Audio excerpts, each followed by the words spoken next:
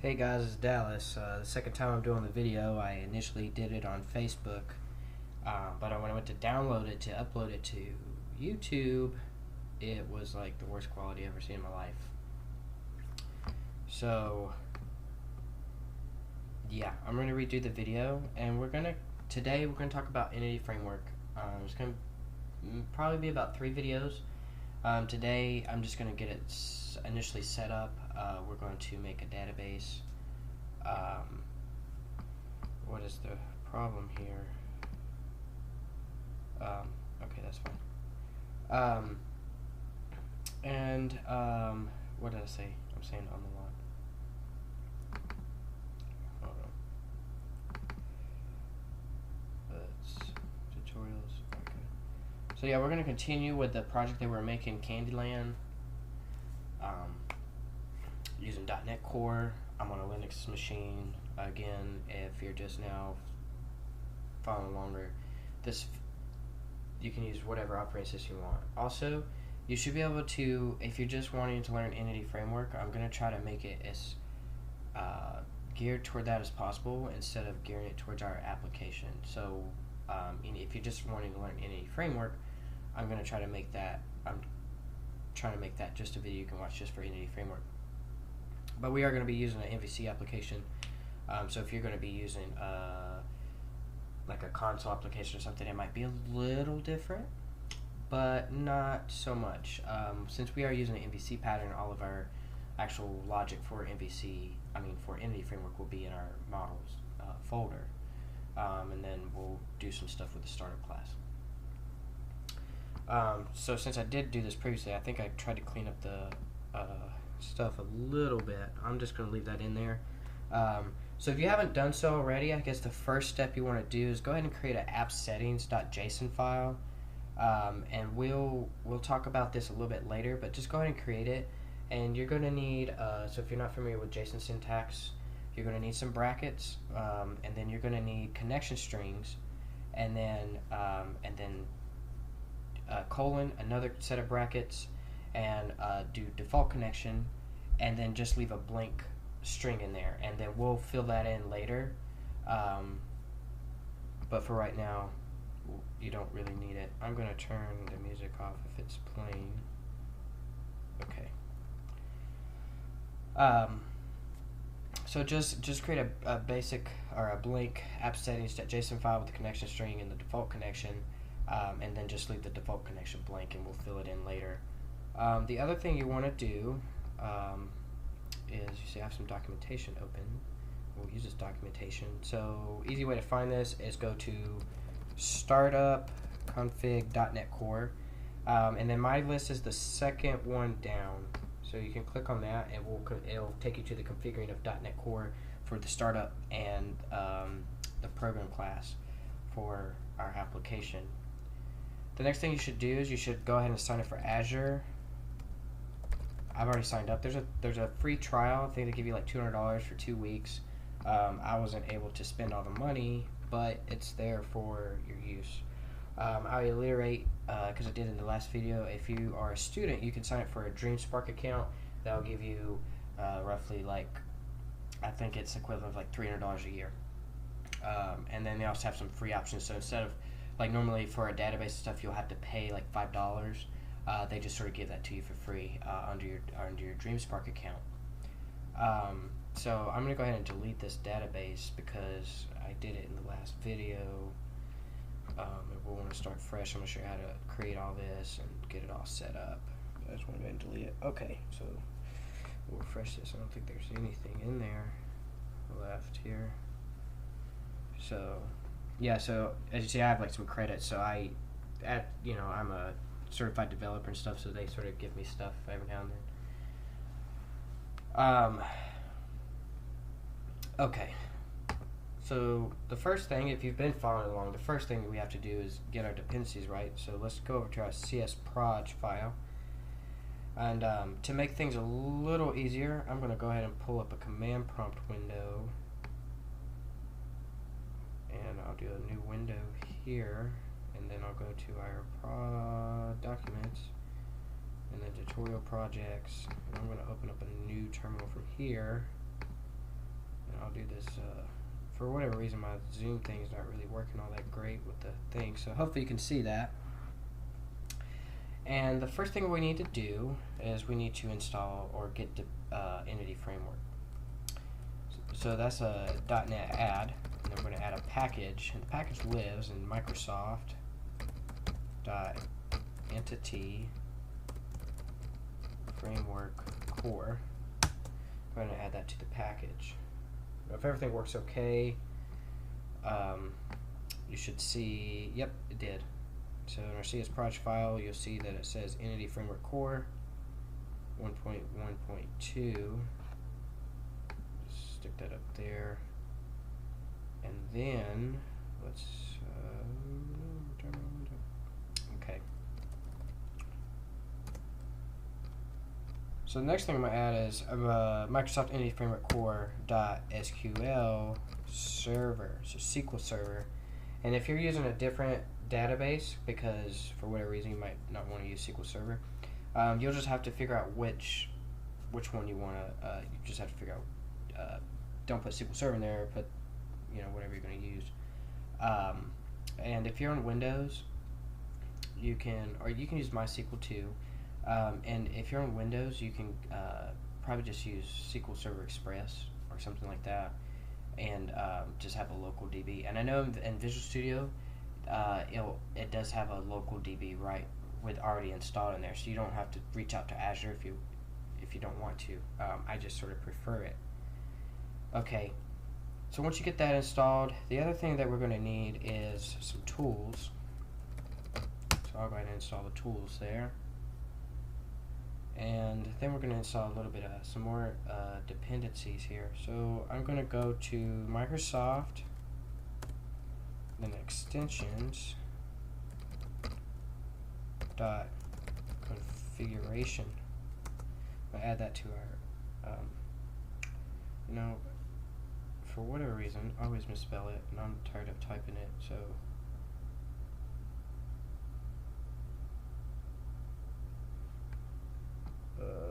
What did I do? Extensions, sorry if that works. Okay, cool. Okay, so we got extensions in there. And then, so we're going to add configuration, and then we also want to add JSON, so we have support for JSON files, because we are using our app settings. That JSON file. Okay, so those should be the only things you really need to get this up and started. Also, do a .NET restore. Okay, and to make sure that everything's working, we can do a .NET EF. As you see, mine works fine, everything's good. Now, if you run into an error, if it says this command's not found, blah, blah, blah, blah, blah, what you want to do, and there's also a link to this, if you need to create an item group of .NET COI tools reference. So it's not a package reference, but it's a reference to the tools, and you'll need to include Microsoft EntityFramework core.tools.net, and that's just version 1.0.0. And that will allow you to, and then once you do that, do a .NET restore, and then you should be able to do .NET.E or .NET EF, and that should allow you to bring up EntityFramework. So we've already done a restore. So I have that installed, and then so the three basic commands, we'll have to build our tool out, but the only really two commands you'll have to remember for EF is database and migrations. And they're super easy. We're going to learn all about it. Alright, so all our logic lives in models, and EntityFramework is a code-first approach, starting with EF6. They did away with design, so if you're watching this to catch up, the design has gone away. It is code first, so what does that really mean? Well, we're going to be using code to build our database, or we're going to tell EntityFramework using code what our database sort of looks like. And that might sound a little confusing, but once you see it, you'll say, this makes a lot of sense. So we're doing Candyland, so we probably have some candy. So I'm going to create a new class. I'm going to call it Candy. Alright, so there's not a lot to this. What we're going to do is we're just going to have some properties. Now, I've already got those typed out because no one wants to sit here and watch me type stuff. So I'm going to put those properties in there. So let me go briefly explain what this is. So I'm creating a class called Candy, or an object called Candy. And so basically, I'm saying, what is a candy? Well, a candy has an ID, a candy has a name, it has a description, it has a brand, it has a number of calories, it has a price. We need to know if it's in stock, and we're going to give it a category ID. And that field will actually be used to check with the actual category object and match it up, and so that way that we know which candy belongs into which category. And so you might ask, well, what's a category? Well, a category could be chocolate, it could be sugar, it could be gummy, it could be, they have liquid candy, they have a bunch of different categories. We're only going to really do 3, and I sort of made them up so they might not even make sense. But the idea is candies belong in categories. So the last property we have is a public virtual category that's named category, and there's a virtual keyword there. And the virtual keyword is for EntityFramework, and it's for lazy loading. And so the way that sort of works is, let's say our database, we have 5 categories, right? No matter what, we're going to have 5 categories. In our database, for our candies, we have, let's say, 500 pieces of candy. It doesn't make a lot of sense to keep going or keep querying the database if it's always going to be 5. That's a very small number, and it's not going to change. Whereas the candy, we don't really need to store 500 pieces of candy in our thing, and it could update pretty frequently. So let's just, for performance reasons, just pull down the entire thing of categories, because categories can have many pieces of candy, but candy's only going to have one category. So that's how our relational database is going to be set up. And so that's just virtual is just a EntityFramework thing, and it basically supports lazy loading. Now, we have to also create our category class, and that has even less properties because there's not much to it at all. And that's all that it is. That's all that it is. Not much more, not much else. And we'll see. Save that. So that's got a category name, a description, and candies. Now there's a few things that I want to do to get this started. So I need to have some using statements in here. So actually, what is this? Did I spell it wrong?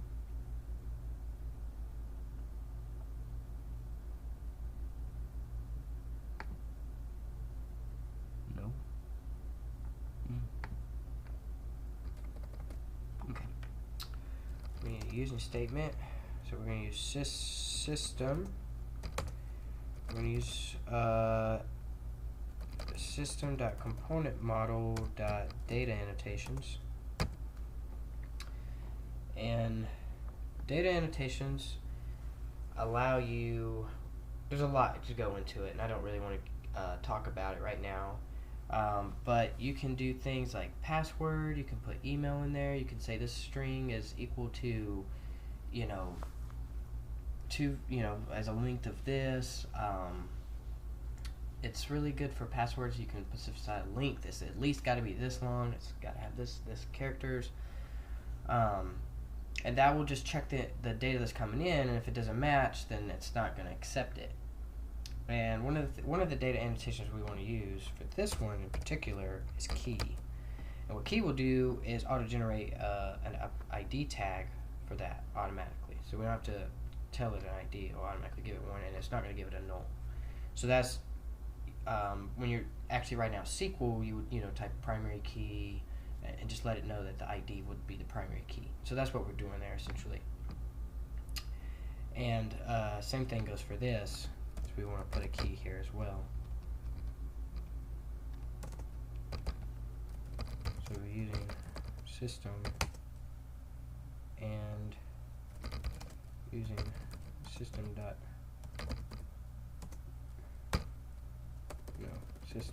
component mod. Why is that doing that? Okay, what I'm going to do, save this. I'm just going to close. What I'm going to do is save all. I don't know what happened. Visual Studio is acting a little funny, so we'll restart it. Go ahead and open it up. Alright, so let's see if it works now.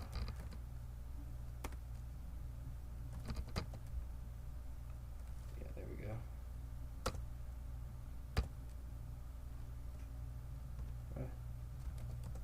Data annotations. There we go.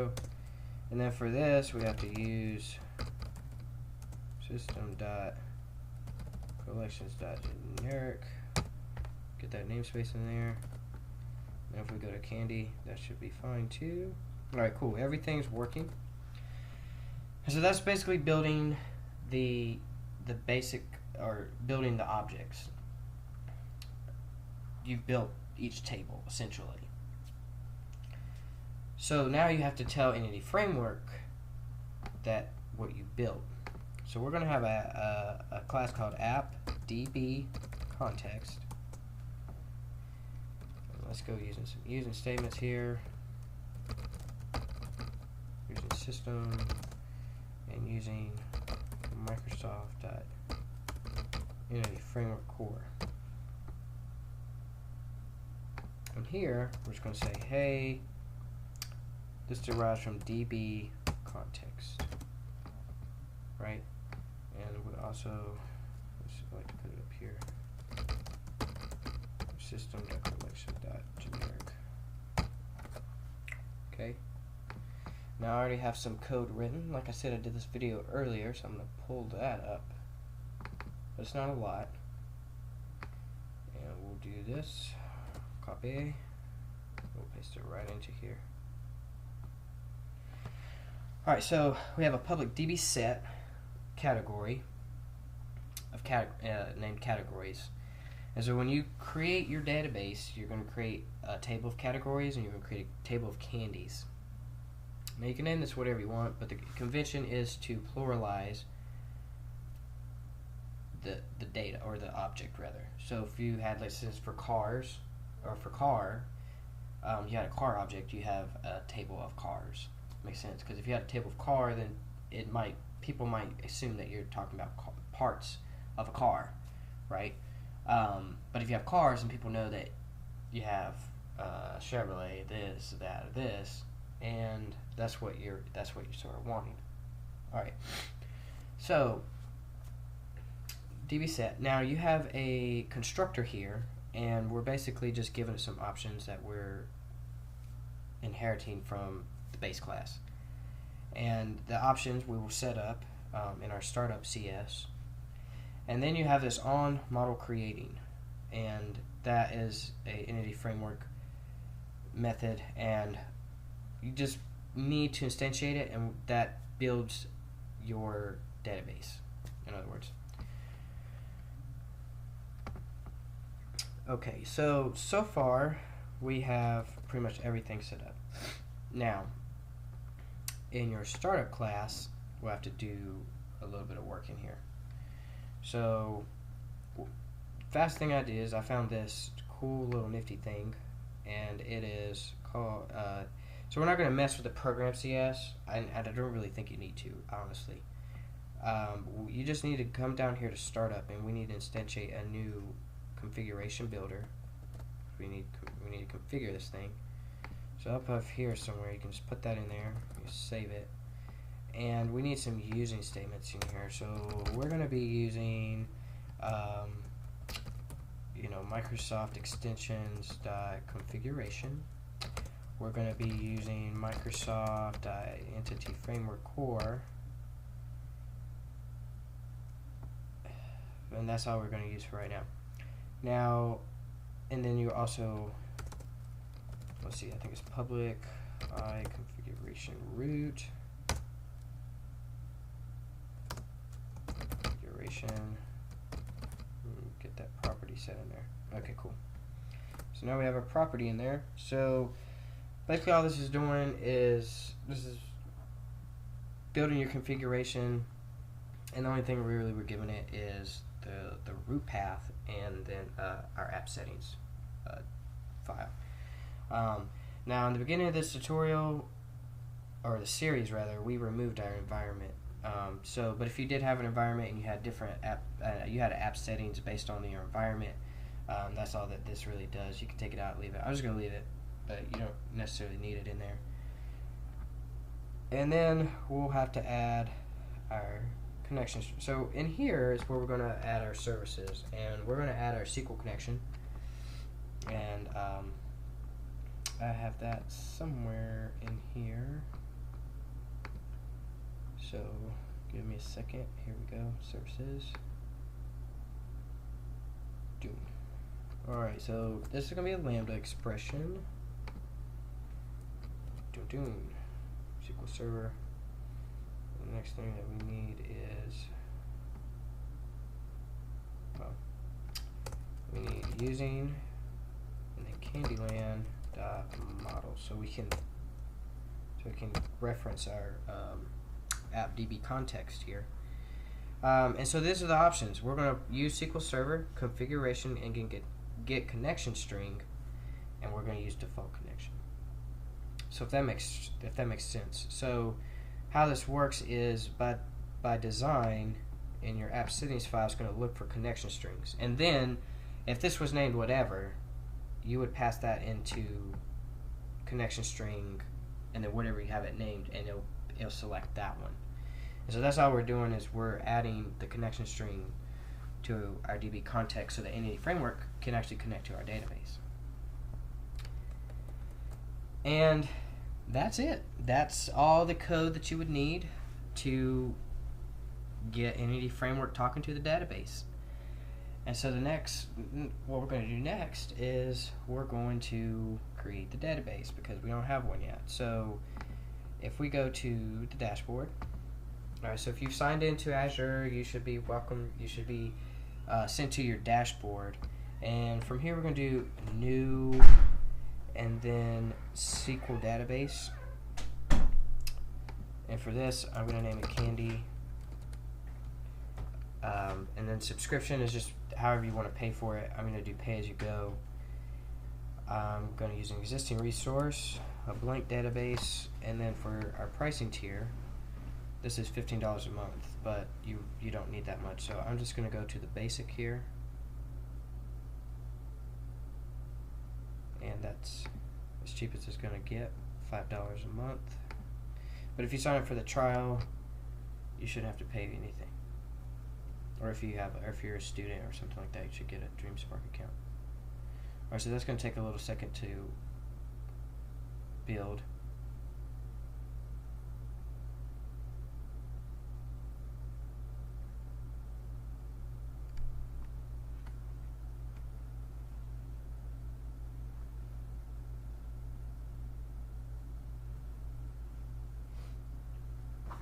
Alright, so we'll wait for that to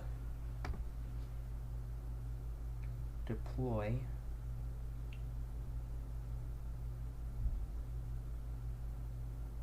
Alright, cool. Succeeded. So we'll go ahead and refresh the page so we can see it in our dashboard. Alright, so Candy. So the first thing you'll need to do to get this running on your dev system is you'll need to set up your firewall and add your IP address. It's super simple. You'll click on this. I'm not going to click on it because you guys don't need to see my IP address. But you click on it, you just click on Add Client IP, and it'll automatically detect your IP address and set that, and then it'll allow connections to the SQL Server from that IP address only. The thing that I want to show you guys real fast is I'm going to go to Tools here, Query Editor, just show you that there's no data in here. There's no tables or anything.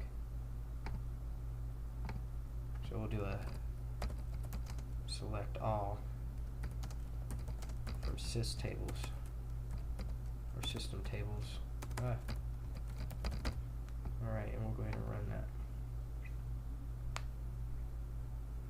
So it says a query succeeded and affected rows is 0. So there's no tables in our database. So it's a completely empty database. Alright, so we have EntityFramework, we have our DB context, we have our 2 objects with the properties we want. So now let's get that pushed to our database. So you'll use the command .net ef for EntityFramework, and then migrations, and then you want to add a migration called init, or you can call it begin or starting or whatever you want to call it. I'm just going to call it init and click enter.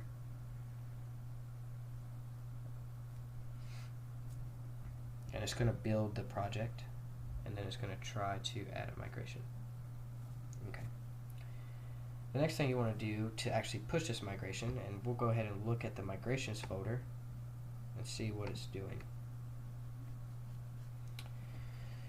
So as you can see here, we have create table. So this is C# code, and it's creating our table. And we have our brand, we have our calories, category ID. Now, it's you can sort of see the name convention. It's sort of a little all over the place. So it's not going to be exactly how you set it up in your models folder. But again, at the end of the day, it doesn't really matter. And then you can see that it's given our primary key to Candy ID. And it's just creating our tables for us. And if we go here, we'll see the one. See? So this is just building out our database that we're going to do.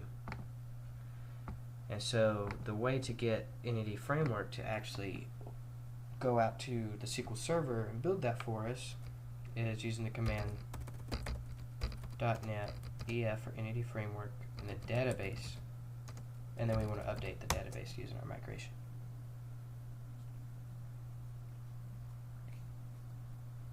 I'm just going to reach out there, try to connect using our connection string, and it's done. So it's done. So let's go back and check to make sure that it really did do what it said. So what I'm going to do is I'm going to do the same command. I'm just going to run it. And bam. So now I have our migrations. And this is really cool because you can see it just keeps a track of your migrations, like the time, like what you, when you name it, it's sort of a short description, like this is what we changed about the database. And then our category stuff. So let's see if there's anything in there. So we'll do this one first just to see if there's some data in there. And there's one migration that we just did today, so it's got the day's date and then our comment, which was init. Now if we come over here to Candy,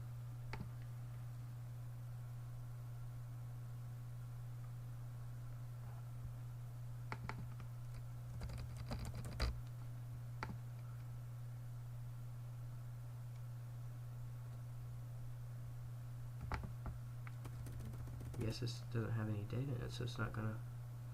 This is in preview, so there's some quirks about it.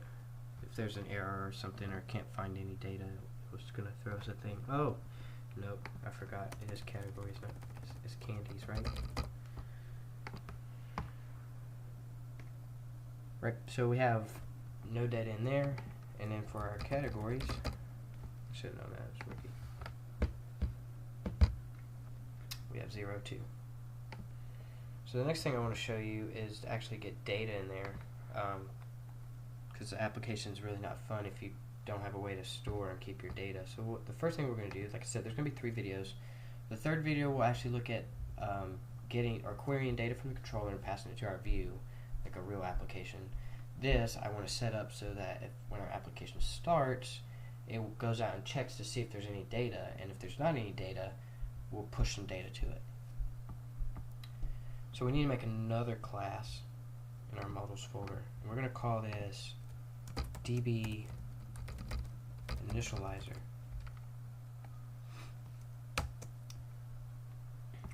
And from the previous video, I have the code written out, and is a little bit of code. We'll go through it in the next video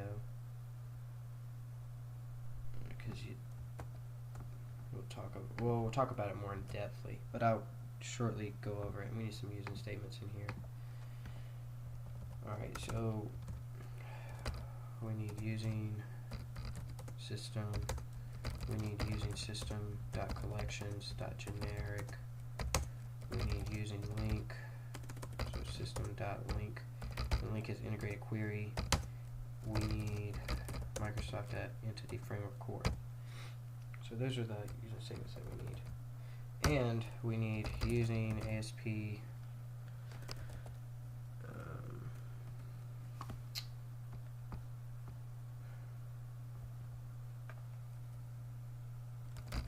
Microsoft ASP core dot builder, or builder. There we go. And then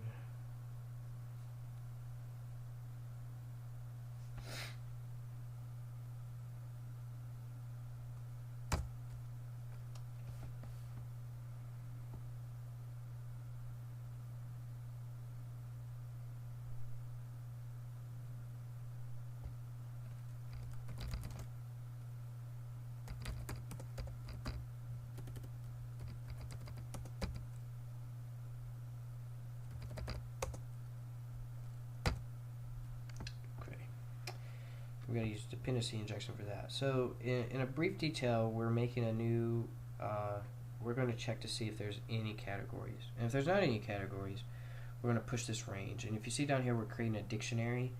And I've got 3 categories here. And then we're just going to return those categories. And then we're going to check to see if there's any candies. And if there's not any candies, we're going to add a range. And I've just got one piece of candy. But let's say for this video, let's add another piece of candy, or at least let's actually put the right thing in there. The last thing I did Snickers. Let's do like Twix, and we'll set the price to be.